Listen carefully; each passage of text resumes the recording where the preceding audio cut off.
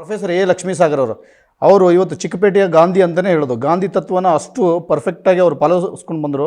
ಅವರು ಚಿಕ್ಕ ಒಂದು 10x10 ರೂಮಲ್ಲಿದ್ದು ಅವರಂಥ ಕ್ಯಾಬಿನೆಟ್ ಮಿನಿಸ್ಟರ್ ಆಗಿದ್ದರೂ ಕೂಡ ಯಾವುದೇ ರೀತಿಯ ಅವರು ಆಡಂಬರಕ್ಕೆ ಒಳಗಾಗದೇ ಅವರು 10x10 ಸ್ವಂತ ಅಡುಗೆ ಮಾಡಿಕೊಂಡು ಸ್ವಂತ ಜೀವನ ಮಾಡಿಕೊಂಡು ಅವ್ರ ಸಮಾಜಕ್ಕೆ ಆದರ್ಶವಾಗಿ ಬದುಕಿದರು.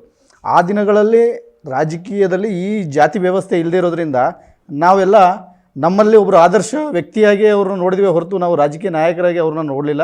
ಮತ್ತು ಅವ್ರನ್ನ ನಾವು ಮುಂದುವರ್ಸ್ಕೊಂಡು ಇವತ್ತು ಎಷ್ಟು ಜನ ಇದ್ದಾರೋ ಈ ಸಿದ್ದರಾಮಯ್ಯಿಂದ ಹಿಡ್ಕೊಂಡು ಬೊಮ್ಮಾಯಿಯಿಂದ ಹಿಡ್ಕೊಂಡು ಅವರೆಲ್ಲರೂ ಅವ್ರ ಒಡನಾಡಿಗಳು, ಅವರು ಶಿಷ್ಯರಾಗಿ ಇವತ್ತಿದ್ದಾರೆ. ಇವತ್ತು ಅವ್ರ ಹತ್ರ ಹೇಳಿದ್ರೆ ಕುಂಬಾರ ಗೊತ್ತು, ಪ್ರೊಫೆಸರ್ ಎ ಲಕ್ಷ್ಮೀಸಾಗರ್ ಅನ್ನೋದು ಗೊತ್ತು, ಆ ಸಮಾಜದವರು ಅಂತ ಗೊತ್ತು. ಆದರೆ ಅಷ್ಟೆಲ್ಲ ಗೊತ್ತಿದ್ದು ಅಲ್ಲಿಂದನೇ ಬಂದಿರುವಂಥ ಏನು ನಾಯಕರಿದ್ದಾರೆ ಅವರು ಕುಂಬಾರ ಸಮಾಜಕ್ಕೆ ಕಡೆಗಣನೆ ಮಾಡ್ತಾ ಇರೋದು ಇದು ಭಾಳ ದುರಂತ.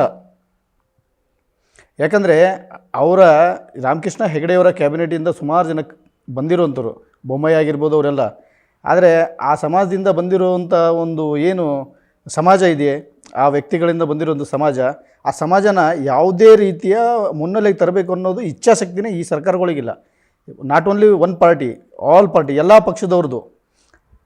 ಚುನಾವಣೆಗೆ ಮುಂಚೆ ಆಶ್ವಾಸನೆಗಳು ಭಾಳ ಇರುತ್ತೆ, ಚುನಾವಣೆಗಳ ನಂತರ ಅದರ ಮೇಲೆ ಯಾರೂ ಅದನ್ನು ಪರಿಗಣನೆಗೆ ತಗೊಳ್ಳಲ್ಲ.